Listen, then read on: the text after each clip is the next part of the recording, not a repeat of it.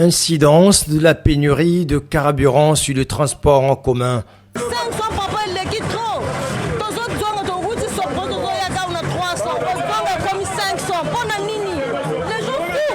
La pénurie de carburant frappe une fois de plus Brazzaville, plongeant les habitants dans une crise de mobilité sans précédent. Cette situation rend le quotidien des usagers encore plus éprouvant. Actuellement, c'est beaucoup difficile pour nous. Vu que le déplacement est difficile, il y a un manque de carburant. Imaginez-vous un peu, une personne qui quitte le rectorat pour le rond-point Mungali à 200 francs. Mais celui qui vit à Makabandilou ou encore à Kitele, comment est-ce qu'il fera? Alors qu'on a besoin des agents pour le travail. Mais à ce rythme-là, ça serait très difficile. Là, on marche. Moi, je quitte de ma formation.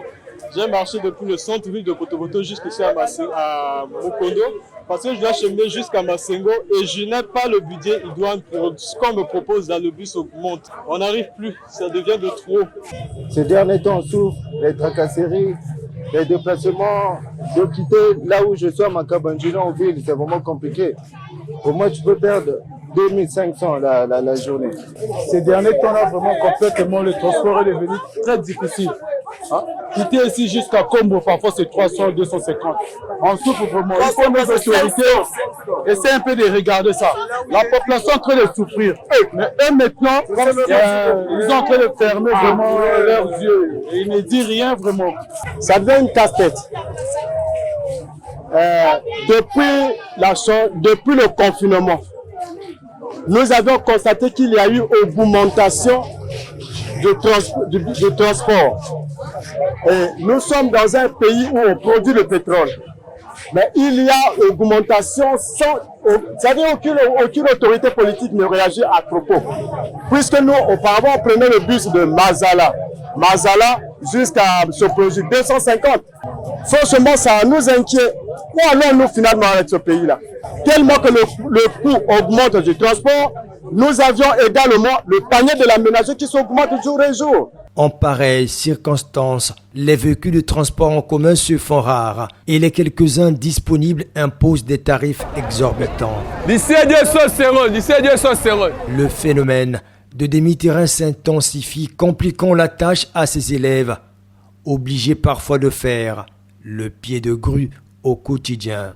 Sur le déplacement Congo-Brazzaville, c'est de la merde en fait. Des fois on marche 250, 500. On marche à pied. De Mazala, des fois de Comus jusqu'à Combo à pied. C'est une distance. Donc on cherche vraiment de l'aide. On cherche de l'aide. J'attends de trouver un bus qui va nous donner la chance de partir jusqu'ici. Si là je ne trouve pas, il faut que je puisse marcher au moins jusqu'à Massengo pour avoir le bus jusqu'à ici. J'ai l'obligation de continuer jusqu'à ce que j'aurai le bus qui mène à l'école. Les conducteurs des moyens de transport en commun pointent du doigt les pompistes qui exigent des pourboires pour livrer le carburant. Ça fait 3 jours que nous sommes ici. On n'a pas de carburant. On avait livré des visières. Jusqu'alors, on ne vend pas. On est là. Mais le bidon, on a augmenté le prix. Donc, on ne fait qu'attendre, C'est leur jeu. On leur livre le carburant. Le 25 litres, normalement, c'est à 15 600. Maintenant, les pompistes, pour nous donner le carburant, il faut ajouter 4 000. Donc, 25 000, 20 000, 22 000. On n'a pas un prix fixe. Alors que la station a un prix fixe. Nous savons que le bidon, c'est à 16 200 ou à 15 600. Nous sommes surpris de ça. Voilà. Donc, les pompistes nous torturent. Je ne sais pas si l'État est au courant de ça. On ne comprend pas. Quand tu prends le carburant à 20 000, il faut que tu donnes à 25 000. Le 5 000, c'est pour les pompistes. Pourquoi? On est dans notre pays. Nous sommes en train de souffrir dans notre pays. Pourquoi? Donc, on est là, nous voulons vous faites la presse pour envoyer notre message au gouvernement. Quand même, le Congo, c'est un pays pétrolier. Ça fait depuis 10 ans que je suis à la station, il n'y a pas de carburant.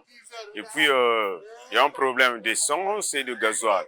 De maintenant arrivé ici, nous constatons que dans les cuves, il y a le carburant, il y a l'essence, mais sauf que ce sont la mauvaise foi des agents pompistes qui ne veulent pas nous servir, tandis qu'il y a le produit.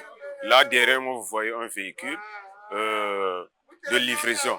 Donc, pour faire le dépotage, il faudrait qu'il y ait diminution d'abord d'essence après, à la fin, ils vont nous servir. Donc, vous voyez, entre nous et les pompiers, il y a soit une mauvaise foi, parce que eux, on a acheté un bidon de 25 litres, ils nous soutiennent des 3000 francs, des trucs comme ça. Donc, vous voyez, on ne sait pas comment faire. Non, on est venu faire la queue, il y a un problème de carburant. Je suis réveillé depuis 4 heures du matin. Pour avoir du carburant, c'est difficile. Pour acheter du carburant à 20 000 francs, il faut donner au moins 5 000 francs pour le bidon. 5 000 francs le bidon. Ce conducteur de taxi-moto et ce jeune entrepreneur en attente du carburant sont perplexes et ne savent plus à quel sens se vouer. Partout, le carburant se fait voir. Mais il y a d'autres situations, si tu arrives comme ça, oh non, il n'y a pas le carburant. Mais si tu es en train de passer avec la cliente ou le client, tu vois on est en train de livrer le carburant. Maintenant, tu peux venir comme ça pour chercher le carburant. On te dit non, il n'y a pas le carburant. Au moment où ce sont les pompiers qui sont en train de créer la pénurie en question.